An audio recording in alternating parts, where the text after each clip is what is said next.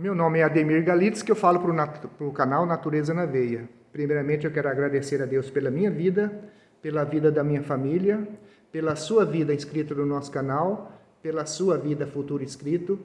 Dê uma olhadinha com atenção no nosso trabalho, que fala de natureza, de produção orgânica, sempre pensando na saúde e nosso bem-estar. Quero pedir também para você dar uma olhadinha no nosso Instagram, natureza.naveia. E o meu novo Instagram, que eu estou divulgando as belezas do Brasil, @Brasil Sons, Cores e Sabores. Peço também que, se puder, deixa um joinha aí pra gente, ative o sininho e, se puder, divulga o nosso trabalho aí para os seus amigos nas redes sociais. Quero pedir também bênçãos e proteção para o meu amigo Onofre Ribeiro, que está aqui, me recebeu aqui na casa dele, agradeço a atenção por isso. E como diz o meu próprio amigo Onofre, como nós de um tempo atrás gravamos um vídeo, é um papo de amigo e amigo, compadres e compadres. Ele é de Minas Gerais e eu sou do Paraná, então são duas terras ricas, um dos 5 estados que produz café hoje, né, Onofre? É a Bahia, desculpa, é Minas, São Paulo, Paraná. Então, o café hoje é a nossa história, né? Onofre, eu queria que você contasse para o nosso internauta como você chegou em Cuiabá, quando você está nessa área aí, a gente aproveitando 51 anos de jornalismo, aí comemorado em 3 de fevereiro, e agora, recentemente, 4 de março, 80 anos, lindo, saúde perfeita, um amigo do peito que a gente procurou, sempre admirou, sou seu fã. Me conta como você chegou em Cuiabá, quando você já era jornalista. Emílio, muito obrigado pelo gentileza, pelo carinho de estar aqui com você, com os seus espectadores, né? Eu sei que tem um canal com muita audiência e é muito bom, muito obrigado. Eu nasci no interior de Minas, numa cidadezinha pequena chamada Campos Altos. Fica ali entre Uberlândia e Belo Horizonte, lá no meio das serras, perdida lá. E eu terminei o que naquele tempo chamava curso ginasial, que é o ensino fundamental 1, e lá não tinha mais aonde estudar, e eu fui para Brasília para estudar, bem no comecinho. Cheguei em Brasília no dia 31 de janeiro de 61, o presidente Juscelino Kubitschek deixava o governo e entrava Gênio Quadros. Fui fazer o curso científico. Fiz o curso científico lá em Brasília, e de lá eu fui para a Universidade de Brasília, a UNB, que era a única universidade que tinha em Brasília naquele tempo. Fiz o curso de jornalismo e entrei para a imprensa em Brasília. Aí, de repente, um dia, do nada, aparece uma oferta lá no próprio jornal que eu trabalhava, convidando para vir para Mato Grosso, porque estava vivendo a época da divisão e era uma luta sobretudo de comunicação, além da luta política, com o pessoal de Campo Grande. Eram 2 polos que não se bicavam. E o governador da época, José Garcia Neto, resolveu recrutar jornalista fora, só veio um, que fui eu. Mato Grosso tinha uma imagem muito ruim naquele tempo. É muito longe, não tem nada, tem onça, índio, jacaré no meio da rua. Só madeira grossa, né? Aí eu resolvi vir. Eu tinha um corcelzinho, vim. Primeiro vim de avião, acertei os detalhes, gostei muito. Depois eu vim do meu corcel e deixei a Carmen e as 3 crianças da época em Brasília. E vim passar uma chuva, né? Porque eu tinha um apartamento na Asa Sul do Plano Piloto, que era o ideal de todo mundo, eu já tinha. Então eu vim aqui passar uma chuva e voltar. Olha, a chuva já tiver 48 anos. E eu criei raízes. Aqui nasceu o Tiago, o filho mais novo. Tenho netos nascidos aqui, bisnetos. E eu não só finquei o pé, como finquei raiz. Raízes profundas aí que deram bons frutos, né, Onofre? Graças a Deus. Ademir, a vida tem sido muito justa comigo. Não tenho do que me queixar. Especialmente por ter me colocado na mão a Carmen, com quem eu estou casado há 56 anos, faz agora em março. Mais 4 de namoro, né? 4 de namoro, 60 anos. 60 anos, vida, né? Bem vividos, né? Bem vividos, e é uma vida. Depois me deu 4 filhos extraordinários. E aí a vida pode botar desafio que a gente aguenta, né? Se você tem estrutura familiar sólida, o resto pode vir que a gente tira de letra. Então passei momentos difíceis, momentos fáceis, errei muito, acertei muito. E depois, 80 anos é um tempo que você tem oportunidade de subir morro e de descer morro, né? E também, 51 anos de jornalismo, você desce muito morro e sobe muito morro. E você, Onofre, você prefere descer o morro ou subir o morro? Ademir, eu desço e subo o morro com a mesma facilidade. Eu tenho muita coragem. Eu herdei da minha mãe a força física, a força de espírito. Minha mãe era uma gigante, era um usina nuclear de energia. Papai era mais filosófico. Então eu desço o morro e subo o morro sem problema. Não tem nem o preferência. Eu queria que você me contasse um caso assim marcante. Pode ser na política ou na sua vida fora da política. Primeiro lá da sua terra, Minas, uma terra que eu amo, uma terra que fala de... Eu costumei falar que a Minas Gerais, na Serra da Canastra, é uma lenda, eu fiz um vídeo, falar assim, eu fiz um artigo para o pessoal que pediu, a reciprocidade do mineiro. Logo vai sair alguma arte aí ou na RDM, ou no Jornal do Ônibus, ou na revista. Então, o povo mineiro é muito... Olha, eu cito no artigo, que a minha esposa teve um período lá que ela foi fazer uns cursos lá para a parte de turismo, que ela tem agência de turismo. Ela perguntou para 3 pessoas na rua, Onofre, onde que ficava o endereço tal. Você acredita que as 3 pessoas levaram a minha esposa lá no local? Exatamente, 4 quadras, levaram lá e deixaram a minha esposa lá na frente. Por isso que o povo mineiro aí merece o meu respeito, né? Meu filho, Tiago nasceu em Cuiabá. Ele quis fazer, alguns anos atrás, quis fazer o curso de Belas Artes. Como aqui não tinha, o melhor curso de Belas Artes que ele me encontrou foi em Belo Horizonte, na Universidade Federal. Então ele decidiu lá fazer vestibular. Aí eu coloquei ele no avião aqui, desceu no aeroporto de Confins, que é longe, né, outro município. Aí eu combinei que ele chega lá no aeroporto, tem um ônibus que sai de meia em meia hora. Localiza onde, pega o ônibus até o centro e depois você pega um táxi lá para o endereço que você vai ficar.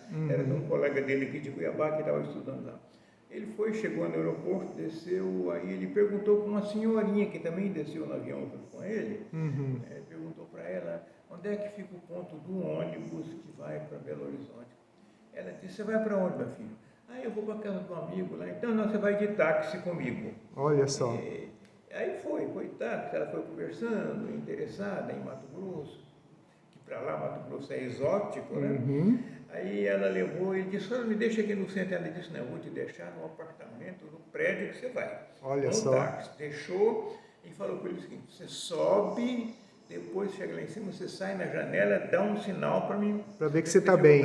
E eu vou embora. Olha a satisfação de estar ajudando e saber que está bem, né? É o lado humano. Sim, é coração, mineiros, né? Coração. Aí ele foi para a universidade, não fazia direto vestibular, fazia um pré-teste, fazia vocação, coisa assim. Ele foi, mas demorou 3 dias. Ele estava no apartamento do amigo, ele começou a frequentar a universidade. E ele voltou muito impressionado, porque ele estava aqui na Unic, na Unirondon, era cachaça dia e noite a turma. É complicado. Então ele chegou lá, ele foi para conhecer o pessoal que frequentava lá, todo mundo com o livro debaixo do braço e lendo e discutindo sobre política, sobre literatura, sobre arte, e ele viu o tamanho da ignorância dele diante daquele pessoal, e ele sai daqui pro teco, para um mundo que está pensando. Olha só. Porque ele não passou, não tem importância ele não ter passado nesse pré-teste, mas ele aprendeu que tem gente séria, e lá é um lugar assim. É um dos lugares, foi uma grande né? escola para ele. E para nós também, né? Porque lá foi durante muitos anos o coração intelectual do Brasil, né? E hoje é acho que é o 3º lugar em termos de eleitores, não? O Olha segundo. só, segundo, olha aí. Primeiro São Paulo, depois Minas. E a culinária mineira, Onofre, você sabe que eu tenho um canal e eu gosto de postar, não muito no canal, mas no Instagram, aqueles fogão a lenha, Fogão a caipira, lenha. com no mínimo 20 panelas, com pratos diferentes mineiros, é uma maravilha. Aí tem um bolo de queijo, Ele era bom, né? tem a Ele cachaça é bom. artesanal, a cachaça artesanal deles é maravilhosa, É meu, maravilhoso. olha, A o questão artesanato é que se faz dele... as coisas bem feitas. Sabe? Exatamente. É perfeccionista. Eu sou perfeccionista. Herança, né? Como é que você vive num lugar, todo mundo é perfeccionista, eu morei lá até 17 anos. Como é que você sai e não é perfeccionista se você vive entre pessoas perfeccionistas? Exatamente. Mas não é perfeccionismo fazer bem feito, é responsabilidade pelo que faz, é diferente. Então, se você tem responsabilidade pelo que faz, está bem feito. Sim. Não é o perfeccionismo de ficar tudo certinho, não. Então, essa é uma herança que você nunca mais vai se livrar dela. Eu sou chato, sou exigente no que faço, porque tem uma origem, né? Uma das melhores matérias, não vou fazer propaganda aqui do Globo Rural, mas uma das melhores matérias que eu já vi no Globo Rural foi a matança do porco. Eu vi aqui. Esse vídeo foi, olha, uma coisa assim sensacional, um multirão para matar o porco. Minha família veio de São Paulo. Com uma linda narração do Nelson Araújo, que ainda está no Globo Rural. Perfeita. As pessoas chegavam assim, olha, a mulherada já ia fazer um detalhe, o marido já ia fazer outro. Quando você viu, olha, o porco deu para 300 e poucos quilos, uma coisa assim, uma coisa de Deus. E o tratamento deles, né? O que aquilo mostrou, independente do porco, é o ritual da cooperação da família. Exatamente. Há um ritual de cooperação que lá no passado chamava mutirão, aqui em Mato Grosso chamava buxirum, é a mesma coisa. Mas o de lá, ele envolve uma família inteira e ele não morreu. O daqui, infelizmente, morreu. A migração muito grande e as pessoas perderam raízes. Sim. Aqui em Mato Grosso as raízes estão muito dificultadas. Lá não se mexeu nas raízes. Então, é que a matança daquele porco faz 10 anos. Se você matar um porco aqui, mata sozinho. Exatamente. Mas tem gente só para querer a carne depois do porco abatido e limpo, né? Sim. Eu lembro quando meu pai abatia um porco ou um animal, um quartel, de preferência porco para boi, era costume levar 2 quilos de carne para os próximos vizinhos, assim, mais próximo, né? Se não tinha moto, ia a cavalo ou ia a pé, mas você tinha certeza que você levava quando a pessoa de lá matava um porco, um boi, também trazia. Isso era recíproco. Um prato e ela devolvia o prato. Exatamente. Exatamente. Agora, Onofre, dentro da nossa área, que é a sua homenagem a 51 anos, falando de como profissão jornalista, que você ama, um caso assim bem que deixou você emocionado.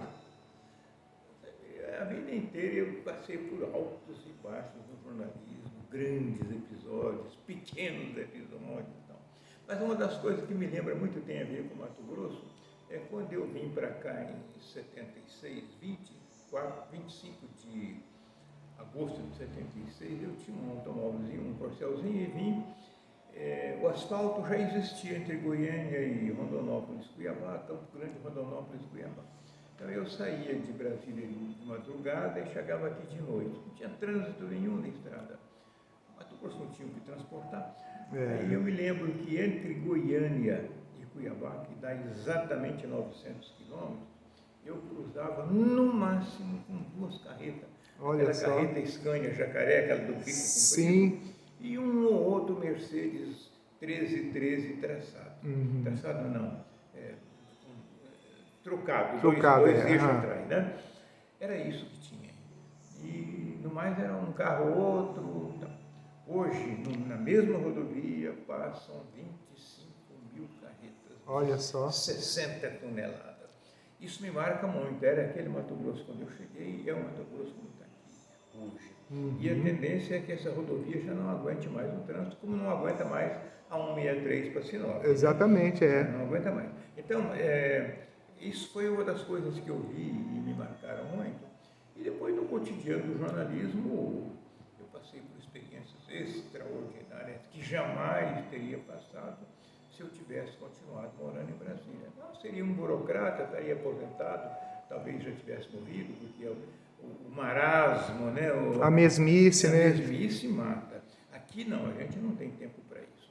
Eu continuo trabalhando normal, porque tem ânimo, aqui tem motivação. Exatamente. Eu acompanho o seu trabalho no Perspectiva, no Onofrecast. Aproveitando, entra aí no que você que gosta de ver boas entrevistas, Onofrecast, Isso. que é toda quinta-feira às 21 horas, horário de Brasília. Isso. Desculpa, não estou recordando agora, o Perspectiva. É que é na Cidade Verde, vai ao ar no sábado à noite, às 20 horas também. Então, E depois repete no domingo, em 2 horários. Mas é um programa interessante. Escrevo artigo para jornal semanalmente, jornal e site, e participo do Estúdio ao Vivo, um programa de análises políticas, todo dia das 18 às 19, junto com o Igor Tax na TV Cidade Verde, onde também vai ao ar o programa Perspectiva. E mais o Paulo Sam? É o Paulo Sam. Minha esposa fala, mas esse Paulo Sam, ela fala Paulo, esse Paulo fala muito alto. Eu falei, mas acho que é o jeito nele, quando ele faz aquelas propagandas lá na loja, Agora, uma pergunta assim que já não posso esquecer. Quem que você entrevistou que te deu mais assim prazer de ter entrevistado? Eu fiz umas 500 entrevistas exatamente. na vida, né? Mas algumas me emocionaram muito. A que mais me emocionou foi com o Norberto Schwantz. Quem é Norberto Schwantz? Na década de 70, 71, no Rio Grande do Sul, estava um problema muito sério de gaúchos, colonos gaúchos que vieram da Europa no final do século XIX, do século XX, estavam morando num lugar chamado Encruzilhada Natalino, que era a terra dos índios Caicangue. E era um problema social na época. E o governo militar não gostava de problema social aparente. Então ele começou um processo de mandar esse pessoal para algum lugar. Aí tinha um pastor luterano lá em Tenente Portela, no Rio Grande do Sul, ali perto de Santa Rosa, no noroeste do Rio Grande do Sul. Ele se articulou com o governo para trazer esses colonos para Mato Grosso. Criou uma cooperativa chamada Coopercana, e a Coopercana pegava um dinheiro federal, financiado pelo INCRA na época, Banco do Brasil, comprou uma área de terra muito grande e financiava a vinda dos colonos. Comprou 2 aviões da FAB. A FAB acabou de descartar um avião chamado DC-3, que era um avião da Segunda Guerra Mundial, e colocou no lugar o avião Bandeirante. Ele comprou a sucata do DC-3, eram aviões muito bem conservados da aeronáutica. E tinha 2 indo para o Rio Grande do Sul e voltando, trazendo colono para Canarana. Dentro de um conforto, né, Onofre? Dentro de um conforto, né? Avião. Não, avião legal, era um avião muito bom. Muitos vêm de Pau de Arara, né? Depois muita gente veio para esse pelotão aí, Deus sabe de que jeito. Aí ele começou um negócio, foi um projeto imenso, ainda mais considerando a época, e ele era um grande sujeito, do bem, etc. Aí, de repente, ele caiu numa armadilha armada pelo governo federal, ele comprou um projeto, foi dar uma mão para o governo, que tinha colonos morrendo em Terra Nova do Norte, aqui no Mato Grosso, um projeto do INCRA, que o INCRA não tem competência, não tinha e continua não tendo competência para nada, e ele assumiu e na hora cobrou um preço do governo, a cooperativa de Canarana cobrou um preço do governo para consertar aquilo lá. Descapitalizou, consertou e o governo não quis pagar. Então, aí a cooperativa entrou em decadência, a Coopercana, lá de Canarana. Muito gaúcho voltou para o sul, muita gente ficou endividada, a terra era diferente da terra do sul, o clima, o regime de chuva, não se sabia usar calcário na época, e quebrou todo mundo, ficou todo mundo devendo ao Banco do Brasil. E com a quebradeira lá de Terra Nova do Norte, que descapitalizou a cooperativa aqui, o Norberto adoeceu. arranjou um câncer, que é o desgosto, né? Ele era uma pessoa extremamente do bem, e ele era meu amigo. E eu soube aqui em Cuiabá que ele estava com câncer. Eu tinha amigos comuns. Eu peguei naquele tempo um automóvel Brasília, uma Brasília da revista Contato, que era uma revista que eu dirigia, e fui até São Vicente aqui, na Serra, que tem asfalto. Depois da Barra do Garça, a BR-70 não tinha. Eu saí daqui 4 da manhã e cheguei lá de noite em Barra do Garça. De noite, hein? Já pensou? Hoje você faz em 5 horas. Aham. Né? E marquei com ele a entrevista. Ele marcou naquela mesma noite, num escritóriozinho. Você precisa ver que tristeza. Eu me lembro de uma lâmpada pendurada, uma tomadinha na parede e um interruptorzinho. Uma mesinha muito pobre de madeira, 2 cadeiras, a dele e a minha. E eu tenho a impressão que aquilo ele arranjou emprestado. Ele estava no limite da pobreza e moralmente muito abatido. E era um gigante. Daí eu sentei com ele com um gravador e fiz a entrevista. Aí ele me contou toda a história e tudo mais, e entrou na área das dores, que aquelas mesmas pessoas que ele trouxe, que deu perspectiva, que organizou, estavam odiando ele, massacrando ele, né? Muitas vezes até sem razão, né? A ingratidão. E aí me marcou muito de você ver o gigante tombado. Já pensou? Dá dó, né? Você como amigo, né? Ver um gigante tombado. Ver uma pessoa comum tombada faz parte, né? Agora o gigante não. Sim. Depois eu me encontrei com ele um tempo. Eu preciso contar isso porque é muito relevante. Fica à vontade. Eu ia para Brasília de carro, ali em Altaraguaia, na beira ali o Rio Araguaia é bem pequeno. Tem lá tinha um restaurante na beira do rio. Eu fui almoçar lá e tinha uma gariroba maravilhosa, ou gueiroba, que é aquele palmito amargo, né? Uhum. Eu estava sozinho, eu ia para Brasília buscar a Carmen e as crianças. Eu estava de carro. Parei lá para almoçar e encontrei lá o Norberto. E aí, claro, ele chamava, tchê, bate! Ele chamava todo mundo de tchê. Uhum. E nós almoçamos juntos, ele pagou a conta e ficamos conversando. Tomamos um cafezinho, e a conversa foi. E ficamos, escureceu, o moço do restaurante, nós jantamos lá e continuamos conversando. Ele era um papo muito bom, muito calmo. Aí pelas 9 da noite, no interior, isso é tarde, porque lá é hora de Brasília. Sim. Aí eles mandaram a gente embora. Olha só. Aí nós fomos para um hotelzinho, que eu não ia mais viajar aqui hoje. Fomos para um hotelzinho lá, ele estava quebrado, né? Fomos para um hotelzinho lá pequeno, em Alto Garças, e ficamos conversando até de madrugada. Foi a última vez que eu vi ele. Olha só. Mas era um gigante, sabe? E você acha que esses transtornos todos deram câncer para ele? Deram câncer e ele morreu. Ele morreu de maneira muito gloriosa. Ele se elegeu um deputado federal em 86, elegeu suplente. Na época, o governador Carlos Bezerra, que era candidato a governador, deu uma rasteira nele e ele acabou, mas mesmo assim conseguiu sendo suplente. Passado um tempo, ele estava na cadeira de roda, o câncer evoluiu muito. E ele assumiu como deputado federal por um período curto, 120 dias. E no dia de assinar a Constituição de 88, que era a promulgação da Constituição, ele foi para Brasília e assinou a Constituição andando de cadeira de roda. Já pensou? Poucos dias ele morreu. Mas